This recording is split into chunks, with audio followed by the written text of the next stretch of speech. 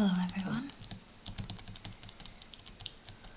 I am doing something, as you can see, a little different today.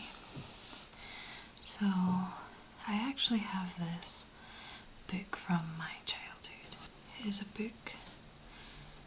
It's a story, but it's also got some puzzles to work out. I thought it might be something quite interesting to do.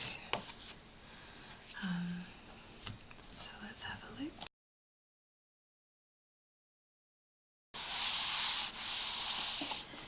As you can see, it's definitely from my childhood, where I thought it would be cool to draw in the book, I guess. I never draw on books now. So, it's a whole... Well, this is an omnibus, so it's got a bunch of different ones in it. So, the first one we're going to tackle is Arthur and the Action Agency. So we have a notice board here. This one says, "This is to certify that Arthur has completed the Basic Action Training A course with merit and is now a fully qualified junior action agent." Signed Jake Sharp. We have some keys here and then a interesting keyring. Action code. Symbols stand for different letters / digits each time, and we saw that one just a few pages later. Symbol for A is shown in a yellow box. Letters B to Z, then digits 0 to 9 follow in order in direction indicated by arrow on yellow box. So this one seems to be letter A.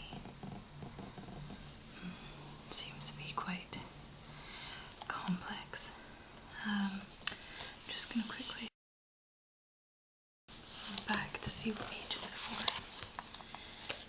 Okay, so it was $9.99 back in the day. So this book contains the second 7 titles in Usborne's best-selling puzzle adventure series. This is the name of them all.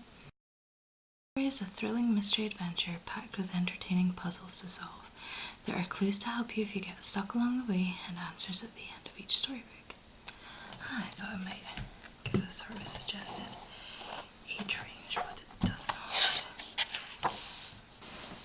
So, we also have this memo, which seems to be in code. A picture of a dog holding this diploma, it looks like. So I guess is Arthur, seems to be his ID. Action Agent Arthur, numbers 770, with Jake Sharp's signature. And then Action Agency Handbook, Survive and Succeed. Okay, let's read.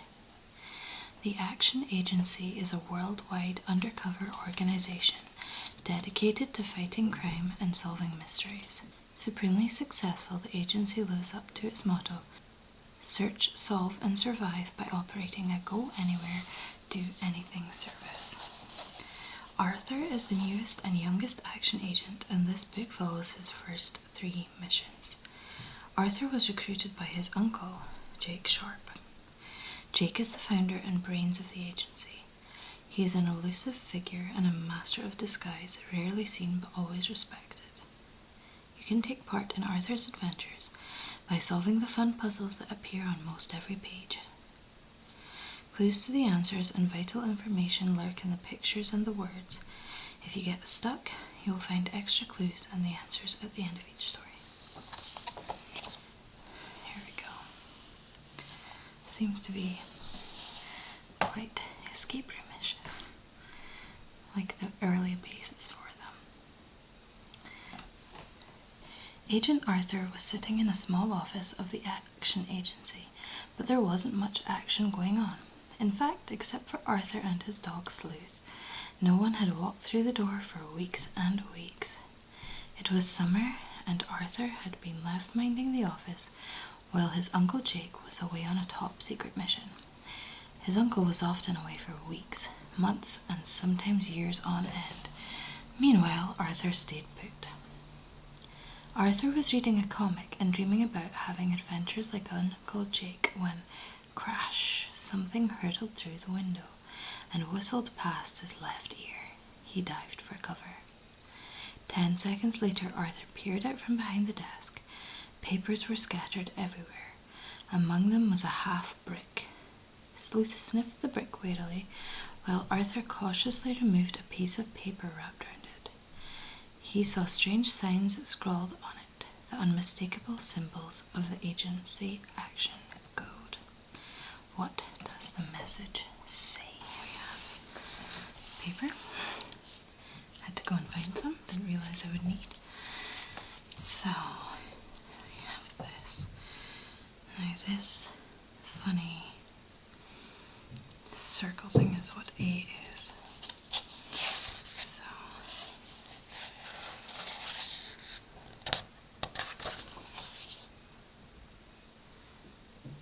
I don't see that.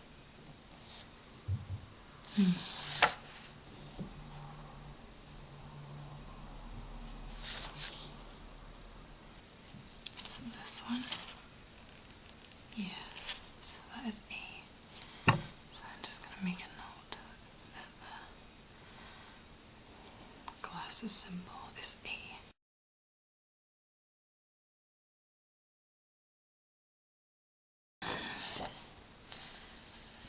So star A, B, C, D, A, B, C, D, E, F, G, H, I, J, K, L, M.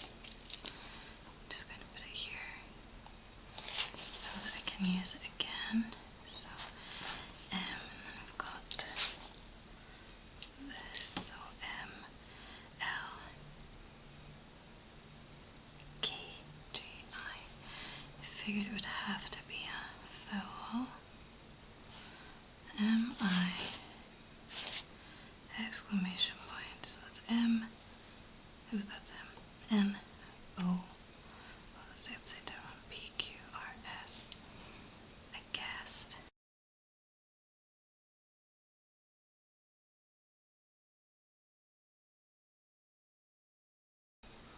I guess this would be S because I'm guessing that this is missing. Because M-I, and then I figured double letter I, and then something again. So, it seems to be M-I-S-S-I, and then I'm guessing that is N. Ooh, no.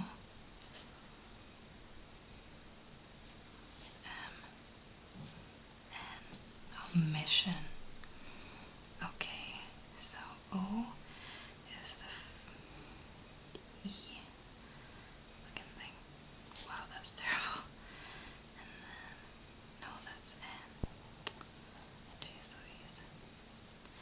And then this is O. Okay, so mission.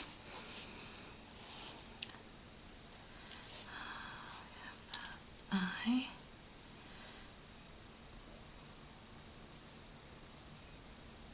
N,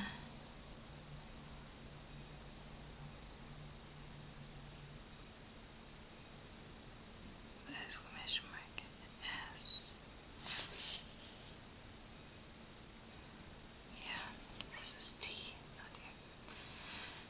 This one is T. I could have written all of these down for this, but then I thought better to just go as we are. And now I'm truly regretting it, so I'm just gonna guess that this is instruction from what we have. So the arrow, yep. R, yeah.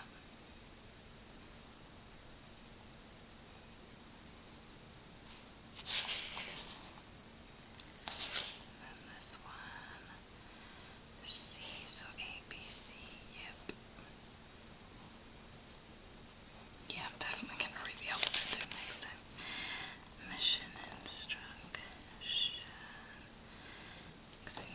letters and I figured it out anyway.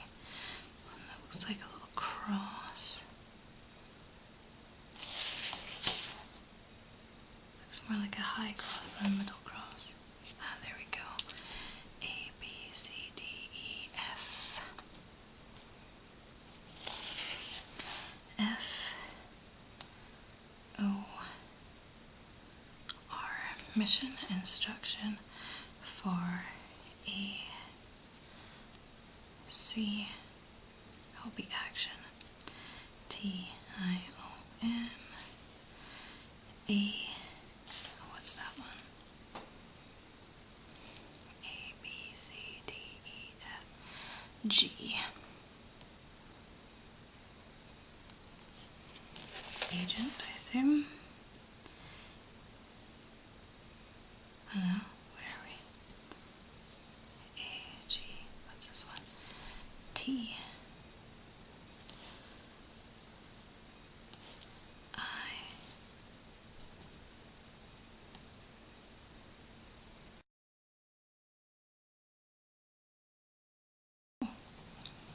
Doing the wrong word.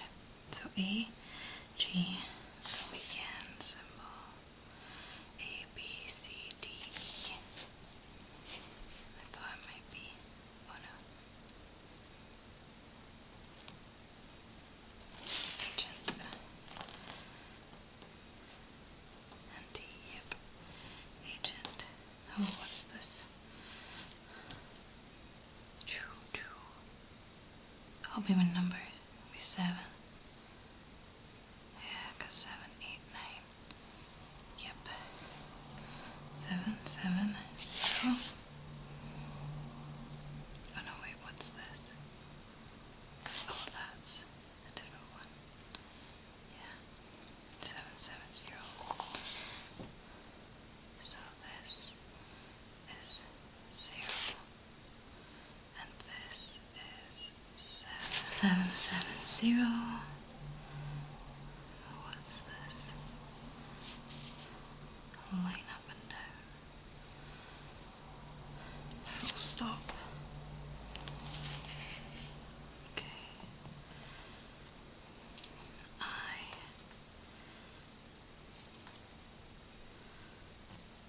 What's this one again? N. Gosh, where were we? Here. I, N. Hashtag. Oh gosh, where's that? So this is T, U, V. So hashtag is V. Hashtag N is E.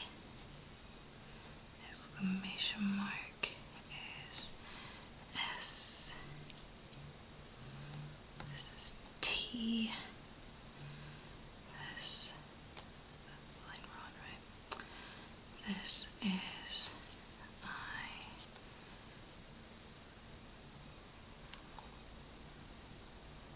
G, oh, investigate, that'll be, yep. Okay, the double arrow. C, O, N, T, oops.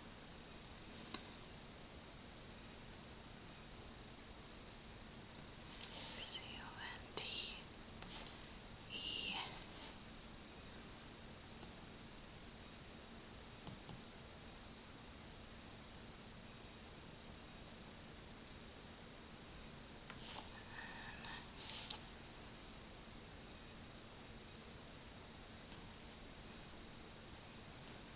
T, S, investigate contents. I'm not gonna guess that's off. Yes. Oh, what's this upside down now? Where are we? Where is it there? So this is M, N, O, P. Investigate contents of P. Oh, where are we now? Oh no. Of P. Oh, what's omega? L. investigate contents of P-L-A-N,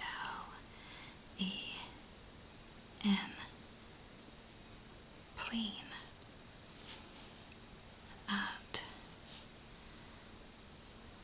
oh, that's omega again, L, not equal to, I'm guessing it's D, yes, old,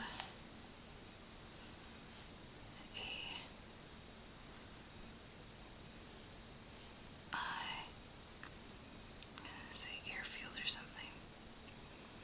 AI, what's that one? I get R. That's the Christian cross. F. Airfield, like I thought, I suppose. IRF. Yeah, that's I. E. L. D's. Full stop. Okay. Next is the arrow, which is R.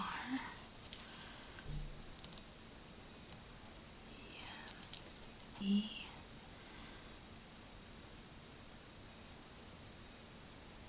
Upside down L. P. Upside down exclamation mark O. That's R again. T. Report. 2. C. Got most of these letters, it looks like, so I'll be able to keep track better. C, what's the upside down? That's O again. And E is N. A. R. T. Conart. Oh no, wait, contact. Oh gosh. I just missed out a whole letter. Contact. That's P, right? P. O. Tractors going by. P-O-I. N-T. S-A-T.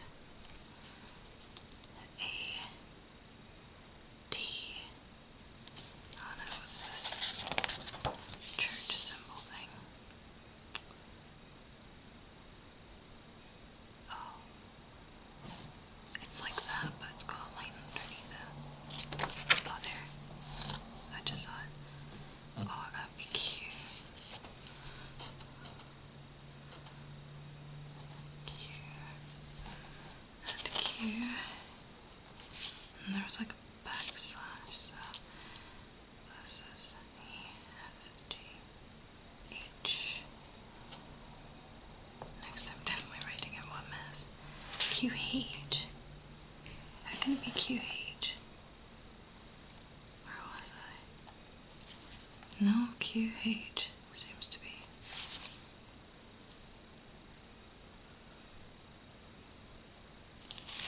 Must be a something or other, I don't know. And QH. Maybe HQ? Did I do it back to front? No. No, it's definitely Q. Definitely H. Okay, QH. D. Oops, that's a D. QH, D. O. N, N. O. Omega. L. Tonal. Oh, what's this? Funky swirl thing. Okay, it's after hashtag. What's hashtag V? W. So the swirl looks like an at. It's a W. W. O. N. Upside down is a question mark.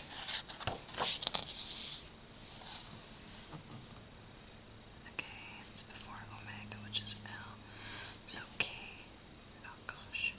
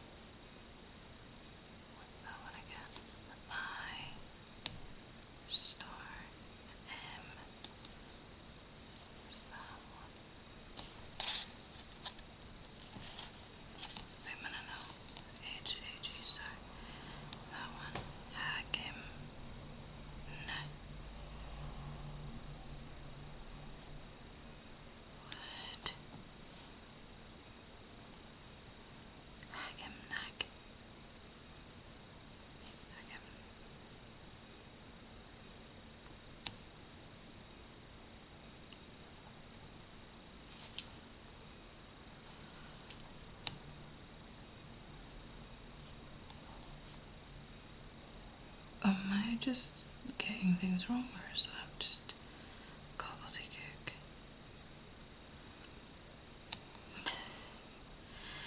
Okay, what's the triangle? Yeah. B, Y. Okay, that was easy enough. W, E, D, N, E, S, D, oops, A, Y. Okay, what's that? Now this will be a date, I'm sure. Wednesday, the something, something. So this one was W, X, Y, Z. 1, 2. Then it was the double. 2, 3, 4, 5. Oh, wait a minute. 6, 7. Double arrow 7. 7. What's that one again? Oh. 27. Oh. Oh. Oh. Or 0.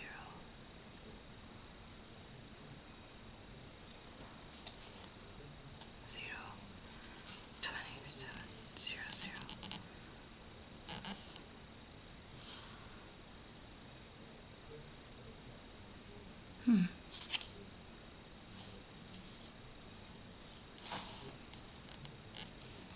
H.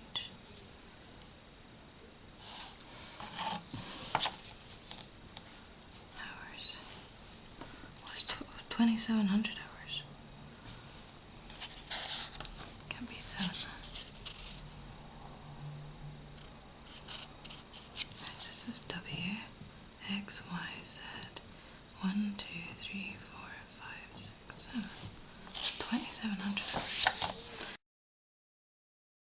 Okay, let's see if this actually matches what it says on the next page. Mission instruction for Action Agent 770. Is it 7? Because I wrote that as 7. But I am 770. Who knows? Investigate contents of plane at World Airfield. Makes sense. Port 2 contact points at QH Donald Wongier or Hagenachik by Wednesday, 2700 hours. Let's see if we're right.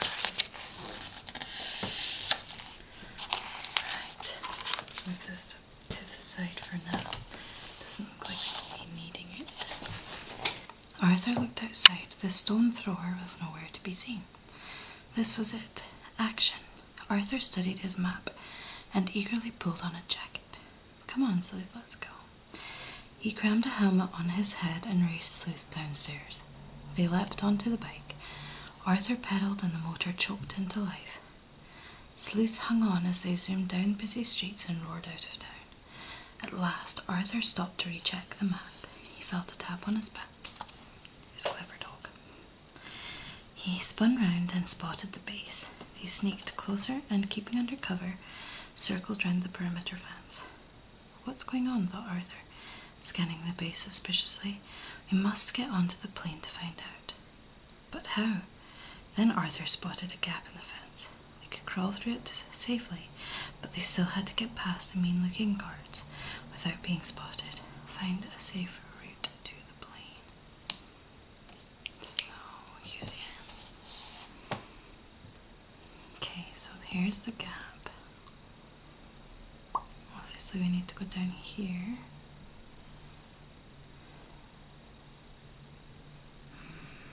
Wow, this is quite difficult because we can't go past these guys, so we have to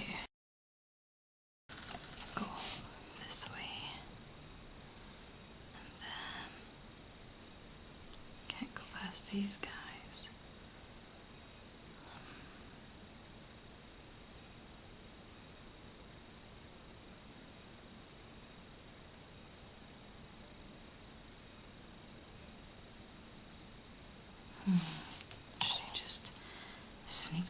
this guy and then go around here and climb up. Use the ladder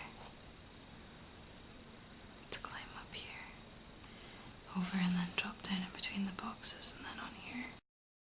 I'm not sure about this. I know this guy's whistling and is he completely oblivious? Or do we use this ladder? Because that would disturb me if I was here. We shall see when we get to the end. Arthur and Sleuth sneaked aboard the plane. Suddenly the door slammed shut behind them. The plane's engines roared. Arthur and Sleuth stared out the window in horror. They were moving. Arthur hung on to a heavy wooden crate as the plane rattled and jolted along the bumpy runway. Sleuth watched as Arthur shouted, "Oi!" and banged on the cockpit door. It was no good. After a few minutes, Arthur slumped down beside Sleuth. "We'd better get comfortable," he said. "It might be a long flight." Sleuth snorted in disgust as the plane flew on into the night. Suddenly Arthur woke up. Sleuth was still dozing, but something was wrong. The plane shook violently and began to nosedive with one engine ablaze. There was just time to wake Sleuth and get into emergency landing positions. Arthur came to, waist high in debris and seeing stars. With a start, he remembered what had happened. Where was Sleuth? Arthur spotted a familiar ear and dug him out of the wreckage. He was dazed, but okay. They searched around for the pilot. Arthur and Sleuth scrambled through the fuselage into the cockpit. It was empty, except for a large stripy snake that hissed and slaughtered. Where were they? Arthur peered out of a hole in the smashed windscreen. On all sides, he could see a thick green jungle of trees, creepers, and spiky bushes. He gulped. They were alone somewhere in a dense, tropical rainforest. Arthur thought back to his basic training and knew immediately what to do. He must send a rescue message, but the radio was up beyond repair. Arthur leapt down from the plane. Sleuth stuck his nose out of the cab to examine the crash site and barked angrily at a vulture circling overhead. "Don't worry, Sleuth, I'll get us out of here." "Never fear," said Arthur as he began cutting and gathering wood for fires. "We'll move into Plan 2, ground-to-air signals." Arthur charged through the wreckage, making flags, laying out messages, and shifting huge pieces of reflected metal. "Finished at last," said Arthur, thinking how proud his action training instructor would be. "Now we wait to be rescued." Meanwhile, Sleuth was nosing about in the cockpit. He barked loudly and bounced out of the plane, carrying a big black briefcase. "Can't you see I'm busy being lookout?" Arthur asked grumpily, tipping out the case. "This is useless," he said, waving a piece of paper covered in unusual writing. Unless it's in code." Okay. Mind control planning. Vital equipment and supplies. Oh, that's the right word. Ready for transportation on Monday from the old airfield. Aim for landing trips at 1E. Then proceed to base at 1H.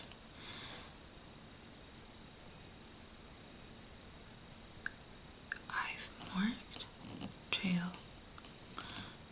File false flight plan in case of emergency. Bail out and contact base.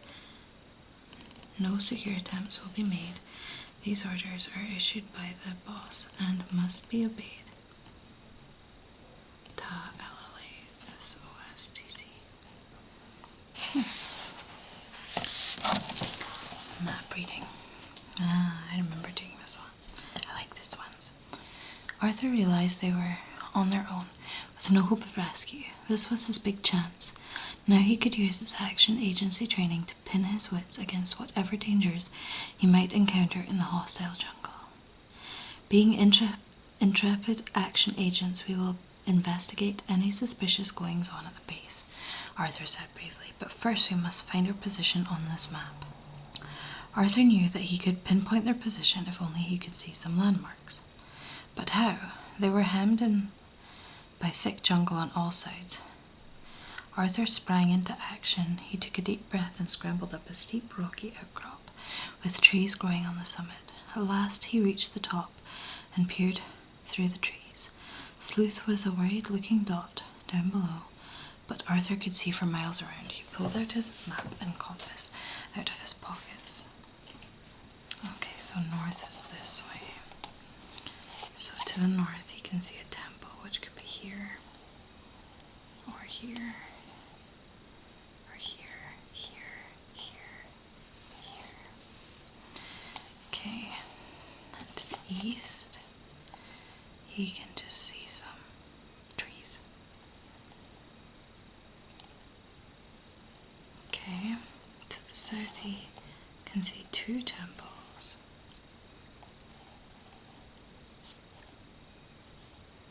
So it could be these two, or it could be these two.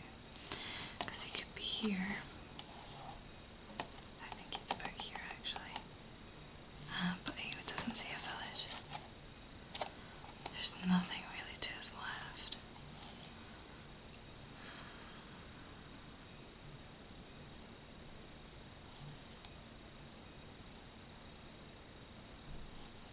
Okay, so to the north he sees one temple. A village in the...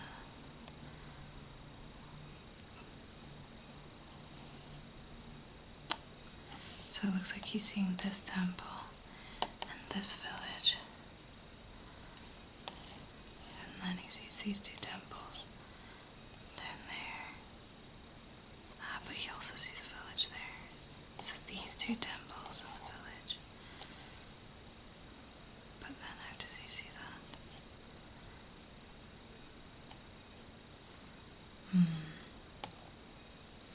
Temple, temple.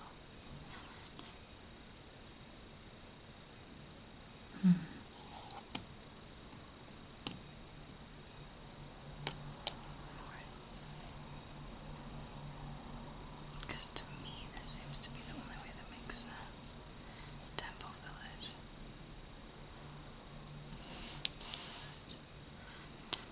Temple village.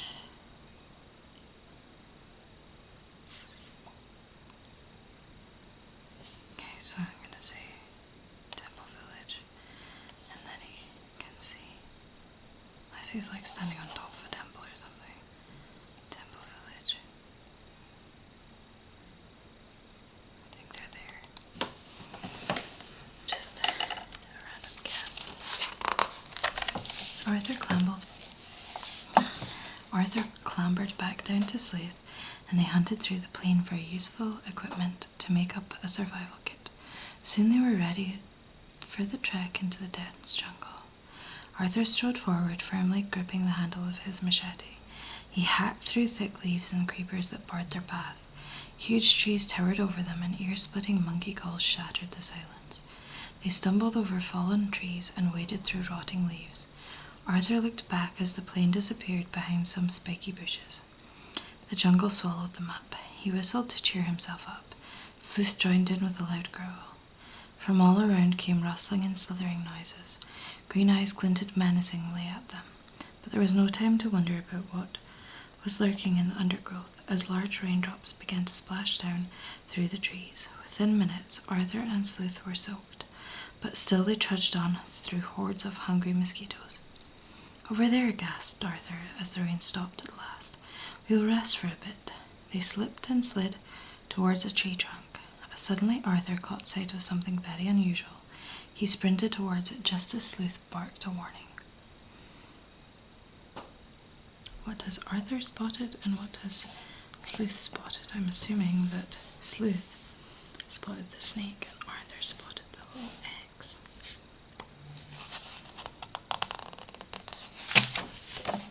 Oh wow. Arthur skidded to a halt just in time to avoid the snake, yay, and a concealed patch of swampy ground. He crept over to examine the sign. It was a cross painted on the tree trunk. Well, I know they got that one right, yay. "It's a warning danger sign," he said, staring at the marsh. If there was one sign, perhaps there were more. I see some already.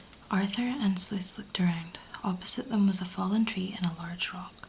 There was an arrow on the rock which pointed down towards a rough track that bent around in a U shape. "It's a trail," exclaimed Arthur. "It must lead to the base. Let's follow it." Where are Arthur and Sleuth, and can you follow the trail? They're at an X. Opposite them is a fallen tree and a large rock. There was an arrow on the rock which pointed down towards a rough track that bent round in a U shape. So they're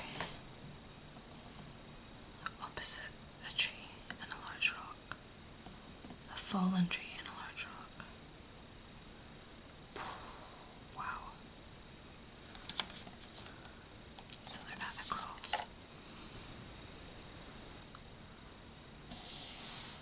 Just trying to find all the arrows on the rocks that are pointing towards a U shape. And then see if there's a fallen tree near them. So all of the fallen trees are actually on this side. There's no fallen trees on this side. So here's a fallen tree, but no arrow on a rock. There's here. That's too far away. Pointed down towards.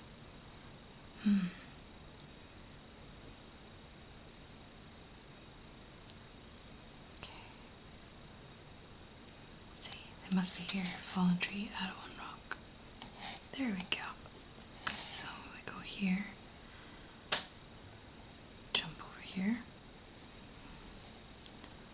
Guess we're trying to avoid all of the snakes as well. Go up here. Going over here. Going around. Going down. Because there are these arrows, I'm assuming they're to help us. Cross over. Go down here. And these are crosses, so I guess we go over this bridge. Around here. Go up here. It says to go here, but then it says to stop. Oh, this must be the base then. Unless. Let's try going around. Guess we just go past here. And then down here. Although, do we really want to pass this guy? Run quickly. Better than going past him. And then down and out here. I think we've got it. The trail led up a steep hill and ended abruptly at a stone wall. Below them was an old Inca village. This was the base they were searching for. A smell of cooking wafted towards them. Sleuth's stomach began to rumble. He was just about to leap over the wall when he felt a hand on his collar. "Get down, Sleuth," Arthur hissed as he stared at the armed men in the village. "Whatever they're doing here, I don't like the look of it." Arthur's eyes narrowed. One of the men looked familiar. Arthur was sure he had seen them before. Which man does Arthur recognize? This guy, I think. Pretty sure he's on one of the things.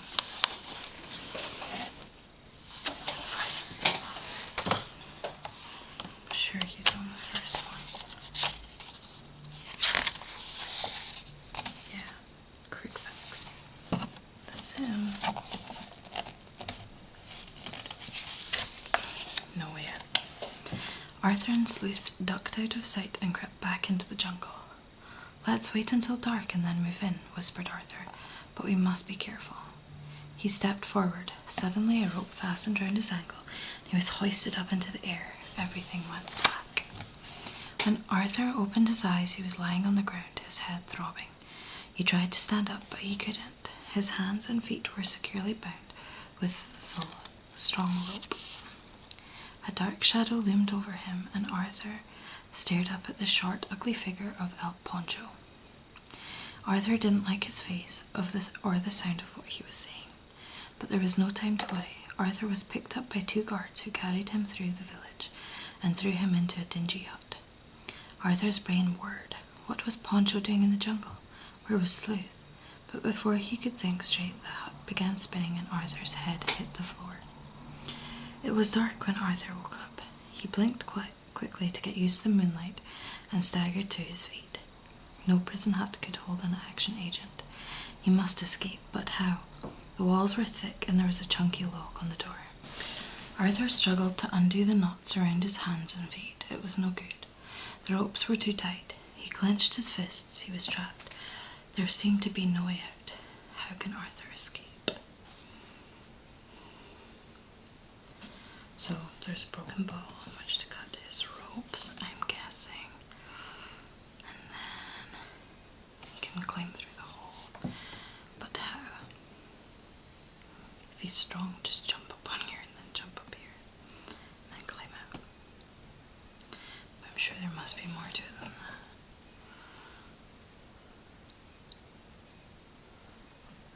That's the way I would do it.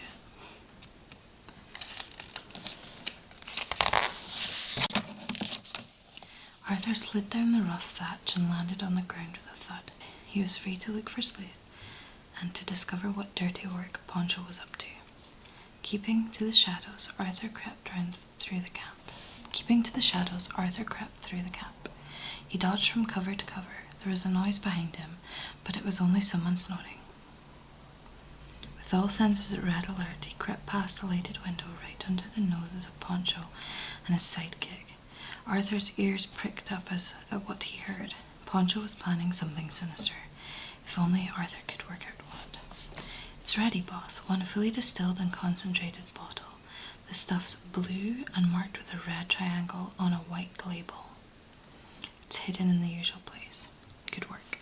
The contact is all fixed. I'm meeting the man with 3 fingers tomorrow at 4. Soon we'll be rich. Arthur slumped down, feeling very confused, and wondered what to do next. My hat. Suddenly he heard footsteps. He turned alarmed to find himself nose to nose with Sleuth. Sleuth jumped up, wagging his tail furiously, and dropped the sharp knife he had been carrying. Use the knife to untie your hands. I've unlocked the door behind the hut. Marked X. A friend. I should have read this part first, but I was too interested. Arthur picked up the knife. There was a piece of paper tied round the handle. On it was a plan of the base and a message. Arthur groaned as he read it. All his great escape work had been unnecessary. But who was his friend in Poncho's camp? I guess he was bringing him the knife. Arthur studied the map and tried to work out where he was. He thought back to his first view of the base and knew which hut he should go to. Where is Arthur? Which hut is the one marked X on the map? Oh my goodness. Well, this is the one he escaped from. I'm assuming.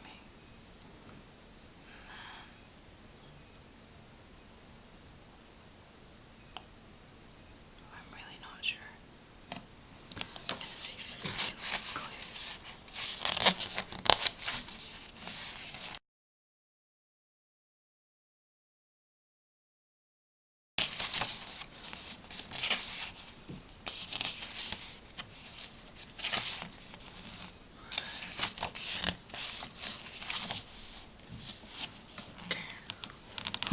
You want me to hold this page around a minute? No, I won't. Page reveal 22. It says, look at all the things in the hut. What can be used to help them escape? Okay. Turn the map the other way and look back at the picture of the base on pages 18 to 19. See, I figured that was it. So he is behind all these battles.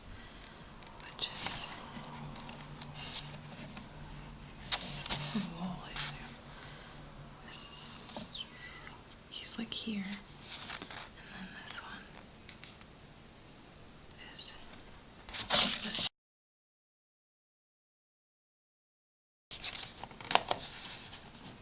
That's this one behind the battles, and he's there, because that's that. Right enough. Secret sequence. What is this?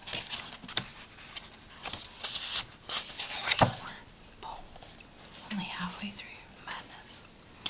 Sleuth led Arthur to where he had hidden their survival kit and fully prepared. They tiptoed to the meeting place. Suddenly Arthur froze. He spotted a sinister shadow. was creeping towards them. They were trapped. Click. Nice photo, whispered a cheerful voice. My name's Jane Prince. The missing photographer, gasped Arthur, handing back the knife. What are you doing here? I was in the jungle taking photos of the rare orchid narcotica, replied Jane, putting the knife in her bag and handing Arthur a series of photos. When I came across the space, I realized that something very suspicious was going on. What was going on? Arthur studied Jane's photos, trying to piece the story together. Suddenly, Sleuth growled a warning.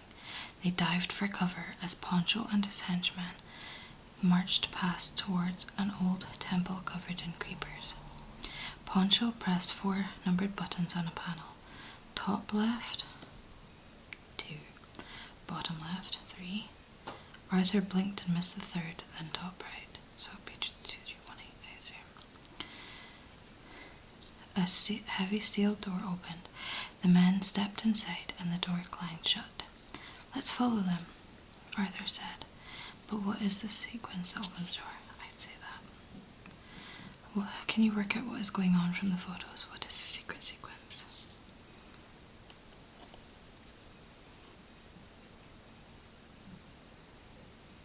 Mind control drug.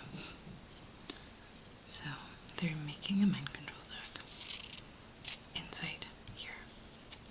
And this is the blue bottle that he was speaking about. It just seems to be right. The door opened.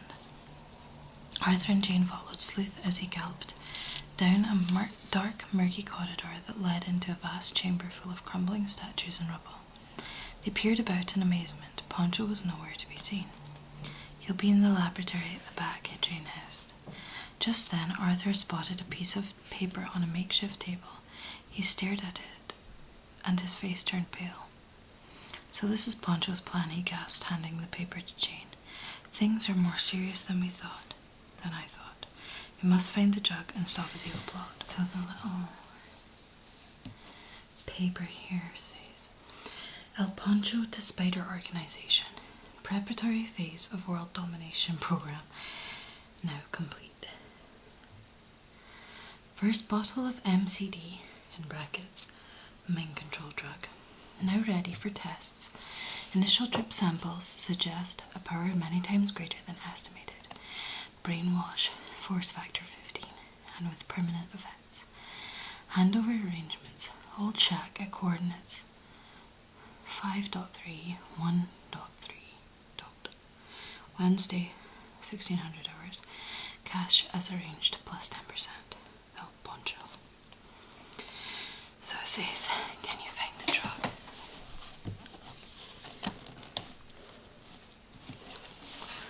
So it was a bottle. Was it a blue bottle with a white label with a red triangle or something on it? That was the one. So it's a red label. That looks like it could be it. However, I don't think it would be that easy. It's not so dark, that blue bottle.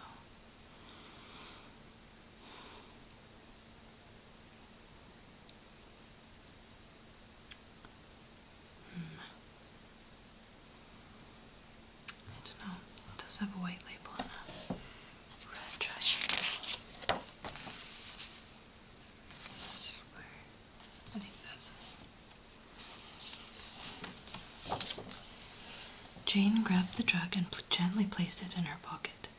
Come on, whispered Arthur. Let's get out of here before Poncho finds us. Too late. The room echoed with voices. Poncho was back. Arthur scuttled down a corridor, waving the others to follow. Jane tried to stop him, but Arthur had disappeared into the inky blackness. Jane and Sleuth dashed after him at top speed, brushing away sticky cobwebs and dodging sleeping bats. Suddenly the passage sloped steeply downhill. The trio raced on until they saw light. Arthur sprinted towards it, out onto a sheer rock face. Down below was a fast-flowing river and treacherous ravines. Arthur trod thin air, but Jane caught hold of his arm and pulled him back to safety. Behind them came Poncho's angry shouts and the pounding of feet. They were trapped. There was no way back, only down. Jane desperately looked around. Opposite them was a cliff with a path leading up it. If they reached the top of the cliff, they might be safe. But how could they get there? Jane looked at the maze of paths. Can you find a safe route to the cliff path opposite? Okay, well, we obviously don't go over that way. So, if we go down here, and down here, down here.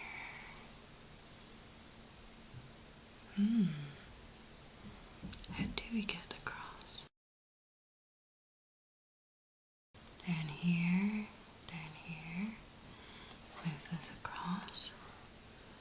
This will have to be as safe as they get, I suppose. Guess there's no other way, I don't think.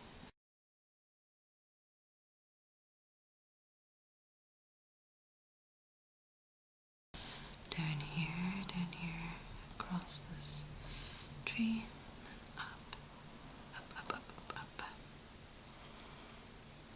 I mean, I don't exactly think that's safe.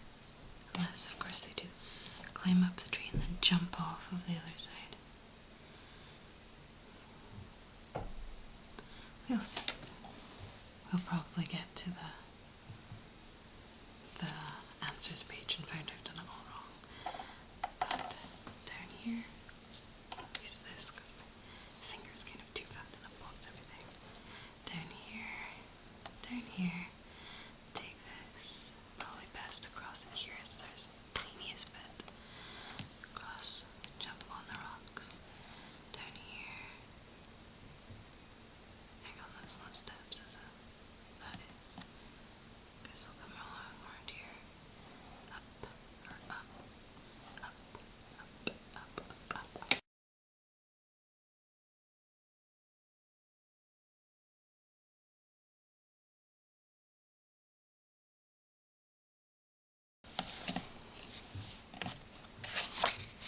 Alright, so now, rickety rope bridge. We got to the other side of the cliff.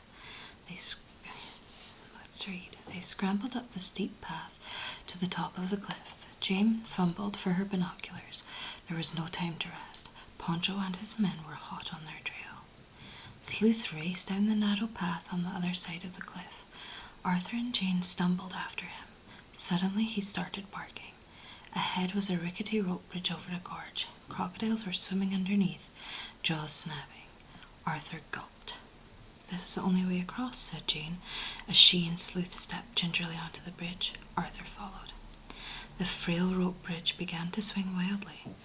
Jane clung on to the supports and crawled along. Arthur trod carefully, trying not to look down. It's not so difficult after all, thought Arthur halfway across the bridge, jinxing them all. Just then his foot went through a rotten plank, of course.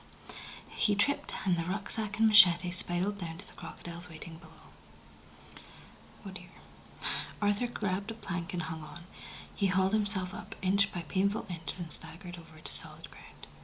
Safe at last, he gasped. Bullets whined and ricocheted round him. Jane looked through the binoculars. Poncho's men were about to cross the bridge. Arthur knew he had to stop them and started tugging at the pegs, but it was no good. They were dug in too deeply. If only they could cut the ropes. How can they stop Poncho's men?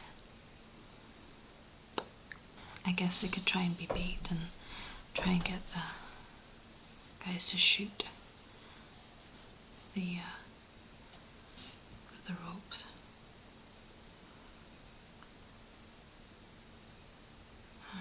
Unless they have food and they can get this animals to sort of eat it.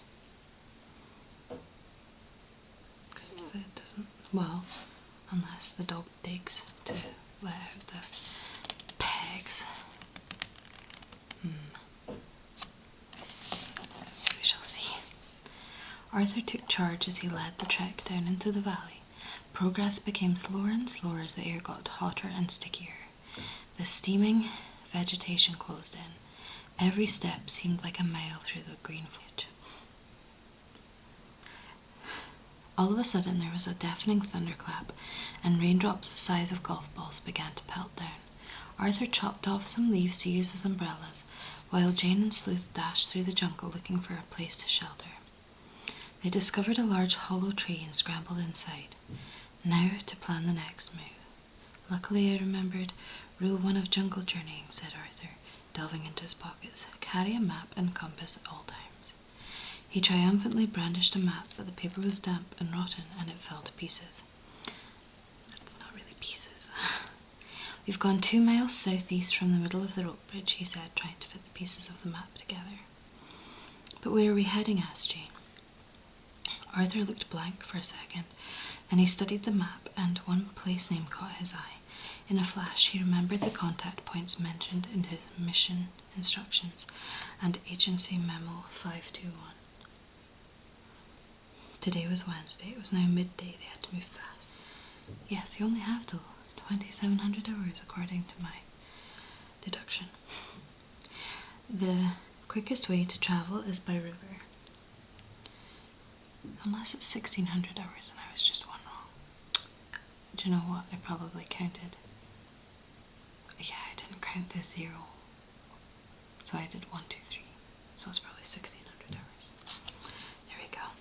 The quickest way to travel is by river, said Arthur, but we need a boat. Together they studied the map and worked out the best route to the nearest agency contact point. Where are they, and what is the quickest route to the contact point? So, they were at the rope bridge. We've gone 2 miles southeast from the middle of the rope bridge.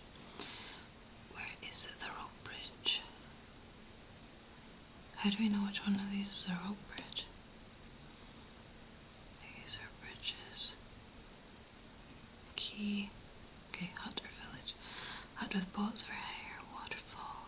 Temple. Ah, there was a waterfall by the rope bridge. Yeah, because that's the only place. So, they've gone 2 miles southeast, so they're there.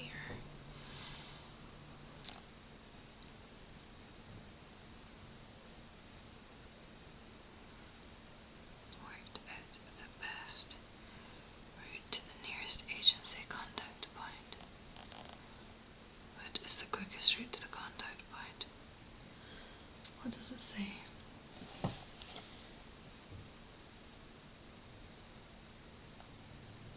QH Donald Wonkier or Hagemanachik. Oh, it's probably chimichanga, not Hagemanachik. Oh no, there we go. So, oh, they just need to go down 1 and then they're here, then cross over here and then go there. And that's a hut with boats for hire. They set off towards the contact point. Arthur checked his compass, Jane read the map, and Sleuth barked at swarms of biting insects.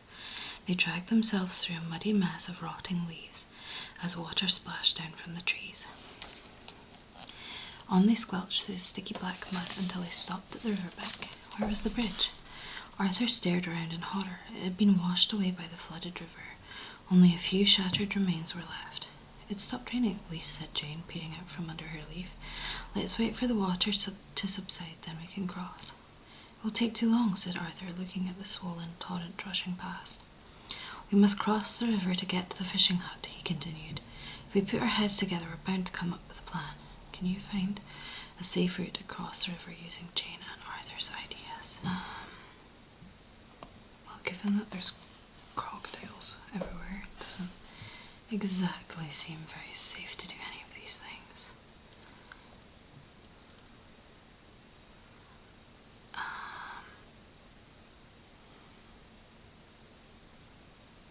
While they're waiting for the river to come down. Well, yeah, I would use the vine to swing across the first one. And then hopefully something like this.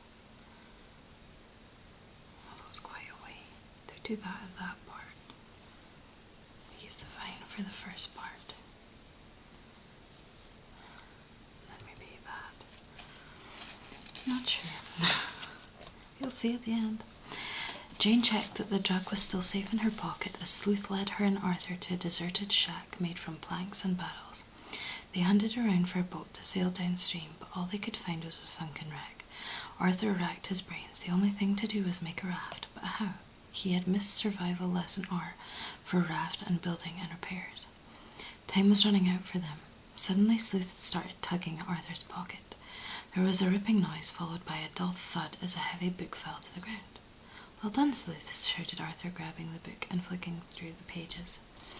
"I'd forgotten about this. It's my copy of the Action Agency Survive and Succeed handbook. It's got raft designs in it." Jane scouted around for raft building materials, while Sleuth snuffed out a hammer, a long coil of rope, and some rusty nails. Arthur puzzled over the designs, then he checked the equipment that Jane and Sleuth had found. "It's no good after all," he sighed. "All but 4 barrels leak, and 3 of the planks are rotten. We can't build a raft." Is Arthur right? Can they build a raft? Well, 3 planks are rotten, but I see 1, 2, 3, 4, 5, 6, 7, 8, 9. 9 planks, so they'll have 6 planks and 4 barrels. That'll do, because they've got the box. I think that one will do. Mississippi mud bank raft. Although, do they have this thing? Doesn't look like it, but they'll need that. So.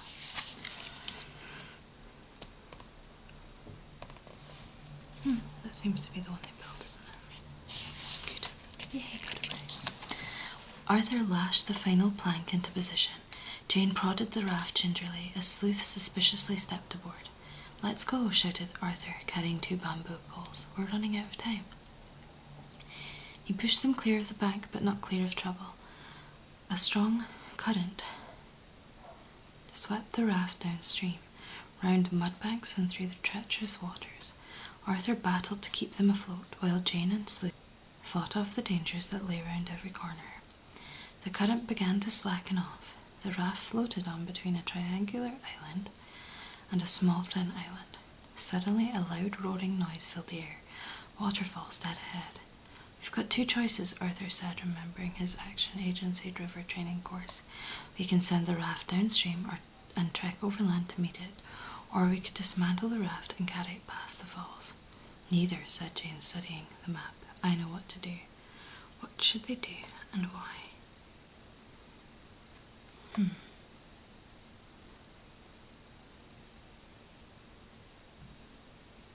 Okay, they floated between these 2 islands, and there's the waterfalls.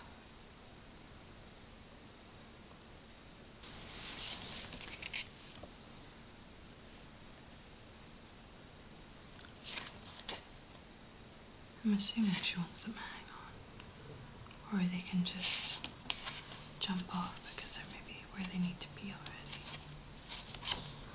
Where is it they're trying to go?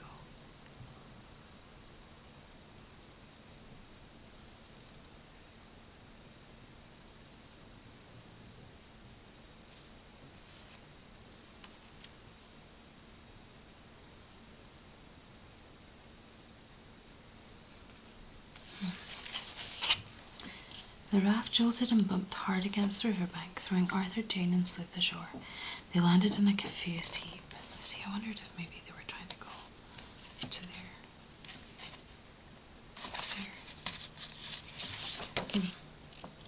Looks like that one there.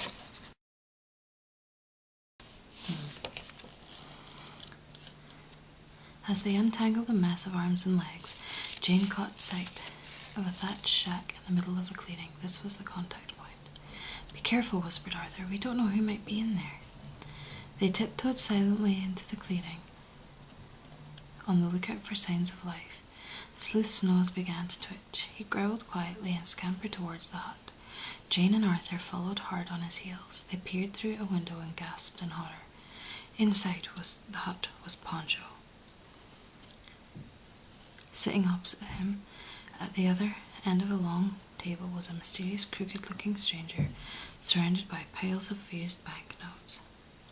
"We've been set up," gasped Jane. "The journey was a wild goose chase. We've walked straight into Poncho's trap. But Arthur wasn't so sure. His memory flashed back to the conversation he overheard in Poncho's camp, and he scanned the room. Arthur spotted two things that were rather odd. Maybe not, he said. What has Arthur spotted? Well, there we go. It was 1600 hours. I just said it wrong.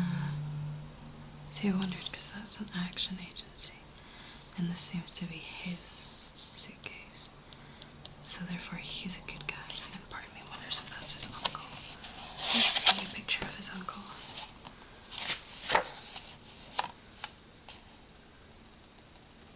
No, I don't think they did. But he thought back to he was meeting in the village. There's the village after this. I was thinking back to what he saw in the village. His memory flashed back to the conversation he overheard in Poncho's camp. Okay. Here.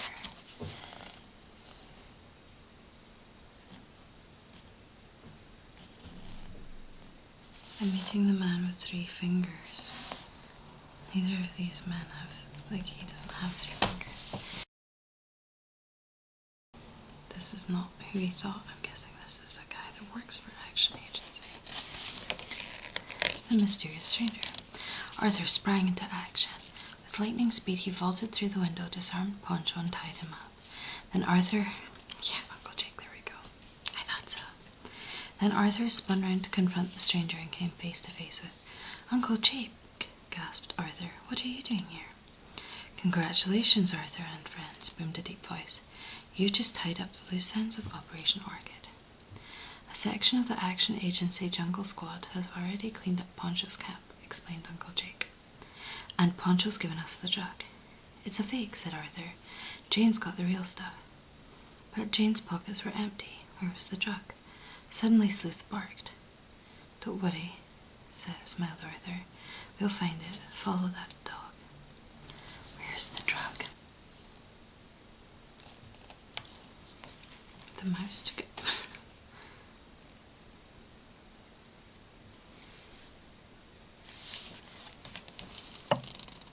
The dog knows where the drug is.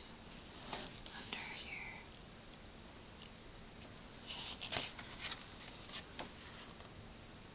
Oh, when she fell over.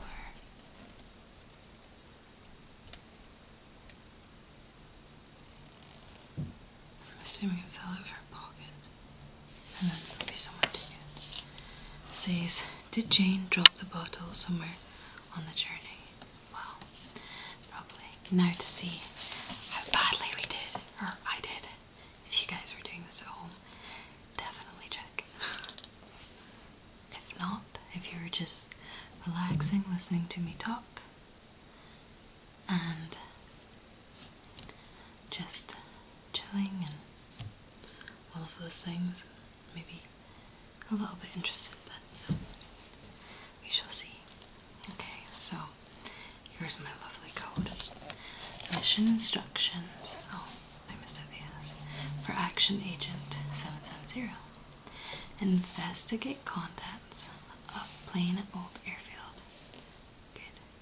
Report to contact points at QH, Donald, Wonkir, or I spell this slightly wrong. No, Hagenachik. However you say it. By Wednesday. Yeah, 1600 hours, I realised that. So we got that. So they crawl behind the sacks and that makes sense.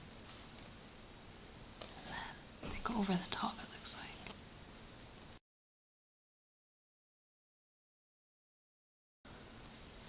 I guess they could climb up and go over. I didn't really think about that. Because that guy.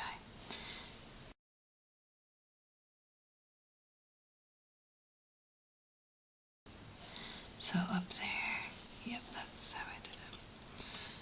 Okay, the message is decoded by swapping first and last letters of each word. I got that one. I got that one, that was quite easy. That's where I said it was. Surprising. Yeah, the snake and the cross. From what I recall, this is where I went.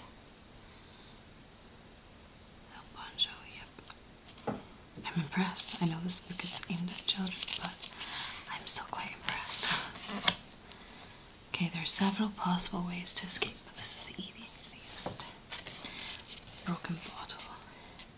Moves the crate to the centre.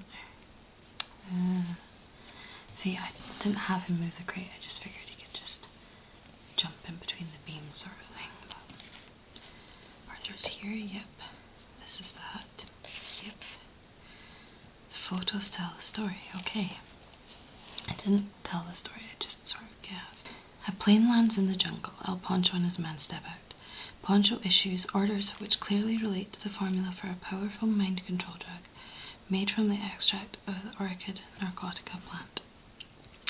The plants are harvested in the jungle, loaded into baskets and taken to an old temple. Here one of Poncho's cronies carries out the distillation process to produce the drug.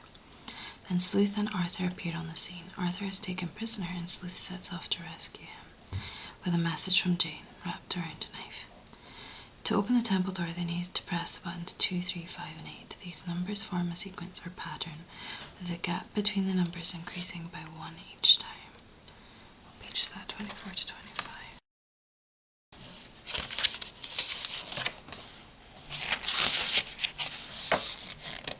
Oh, I said 2, 3, 1, 8. These numbers form a sequence or pattern, with the gap between the numbers increasing by 1 each time.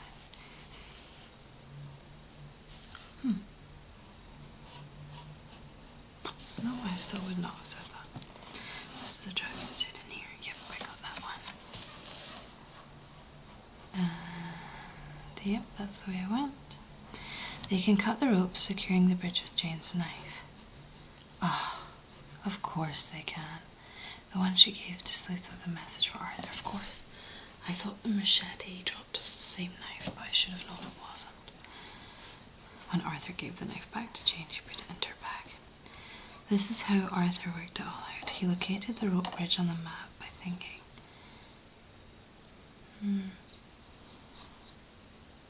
Back to the landscape nearby. Then he drew a line twice the length of the one shown in the key running southeast from the centre of the bridge, of course. Yep, so that's where they were. 2 and then, yep. He remembered his mission instructions for the 4 possible contact points. Agency memo. From now on until further notice, all agency contact points will be written as anagrams. Arthur knew that an anagram is a word by arranging the chimichanga. There we go. The rest was easy. The quickest route from Chimichanga is by the river via the hut. Boats for hire marked Hagim Nacha. Indeed. Stepping on a crocodile isn't wise. Oh, so it's like trial or error. Okay, so don't step on a crocodile, step on the stones. Swing on the rope. The gap is too wide to jump, so I chose that one and that one. But I didn't realise you had to pick one from each of them. But yeah, possible but risky, cracked and rotten, gap is too wide. Okay, Mississippi mudbank raft. They passed a tributary leading to the contact point. See, I thought they went between those 2 islands. I didn't get this one at all. They have passed the tributary leading to the contact point. They must head for the bank and get off the raft. They can walk along the bank, pulling the raft and cross their tributary on the raft. The contact point is a short walk into the jungle. The crooked-looking stranger sitting opposite Poncho has 4 fingers on each hand, yet Poncho is managing to meet the man with 3 fingers. Yep. The action agency is clearly visible on the piece of paper in the man's briefcase. And the bottle dropped out of Jane's pocket as they came ashore. Did it? Oh, there it is. I just thought it was part of her funky blue socks. Oh wow. I'm actually very impressed. It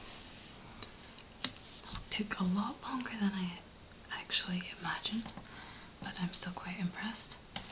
And I hope you enjoyed. If you want to see me do another one and actually write out the code a lot better than this, then please give it